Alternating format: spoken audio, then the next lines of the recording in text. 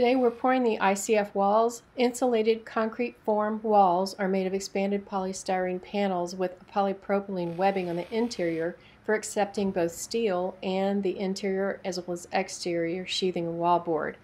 As you see today, the concrete gets poured into the panels in between the walls, and it is a stay-in-place application. This creates a massive thermal block where some studies have shown it takes up to 3 days for heat to penetrate. The foreman at the bottom controls the flow of the concrete. He does this electronically with a device he's holding in his hands.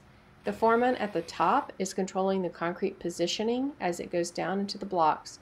We use a 7-sack mix today, which equates to approximately 4,000 psi.